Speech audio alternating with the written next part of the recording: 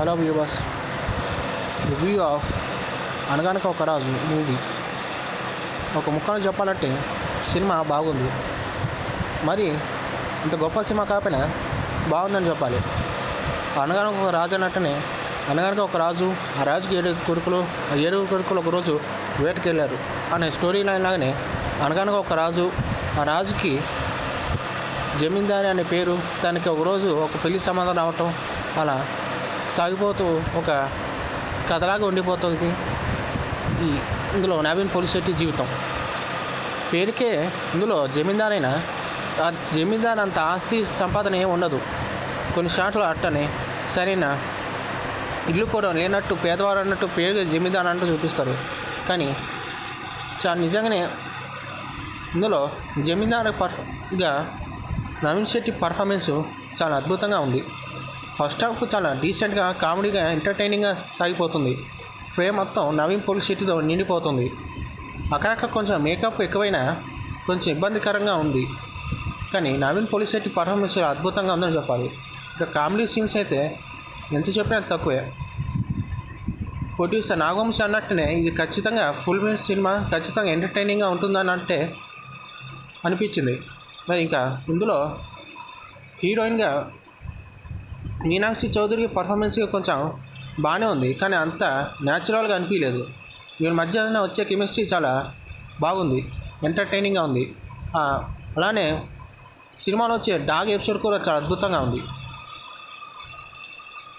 ఇందులో రావు రమేష్ క్యారెక్టర్గా ఉంది, కానీ అది కేవలం పేరుకే క్యారెక్టర్గా ఉంచేశారు.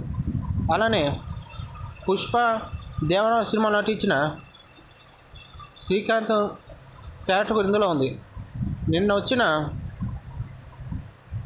బత్తమాల శివుడు విజ్ఞప్తిలో అతని క్యారెక్టర్ ఉంటుంది, కానీ అది అందులోనూ పేరుకే ఉన్న మరి అంత గొప్ప క్యారెక్టర్ కాదు. అలా చూపించడానికి ఆ క్యారెక్టర్ ఉంది.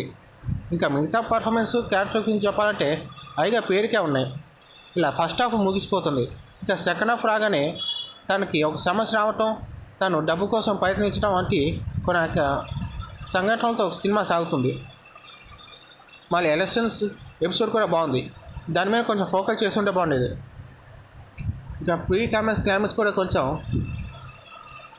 ఆర్డినరీగా ఉన్నా పర్వాలేదు. ప్రీ క్లైమాక్స్లో వచ్చే ఎమోషనల్ సన్నివేశాలు కొంచెం బాగున్నాయి. దాని మీద కొంచెం ఫోకస్ చేసి మంచిగా రాసి ఉండాల్సింది. అదిగా హడావిడిగా ముగించేశారు అనే ఒక భావన కలిగింది. ఇవన్నీ ఇంకా పక్కన పెడితే ఓవరాల్గా సినిమా బాగుంది. ఈ సినిమాకి నేను ఇష్టం రేటింగ్ 2.5/5. మొత్తం మీద చెప్పాలంటే ప్రొడ్యూసర్ నాగవంశీ ఎక్కడ రాజీ పడకుండా సినిమా నిర్మించాడు. ప్రొడక్షన్ వాల్యూస్ బాగున్నాయి. డైరెక్టరు మంచి పనితనం చూపించాడు. నవీన్ పోలిశెట్టిని అద్భుతంగా చూపించాడు. అలానే కథ మీదగా కొంచెం ఫోకస్ చేసి ఉండాల్సింది.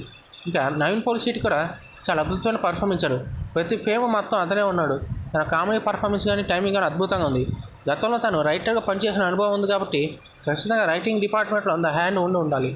ఇంకా హీరోయిన్ మీనాక్షి చౌదరి, రావు రమేష్ క్యారెక్టర్ కూడా పేరుకి ఉన్నాయి, కానీ మంచి క్యారెక్టర్ అని చెప్పాలి. ఇంకా మిగతా క్యారెక్టర్కి వస్తే అంత స్ట్రాంగ్ విలన్ లేడు. హీరో ఫ్రెండ్స్ మిగతా క్యారెక్టర్లు కూడా వేయం అలా ఇలా వచ్చి తలుపుకుని వెళ్ళిపోతాయి.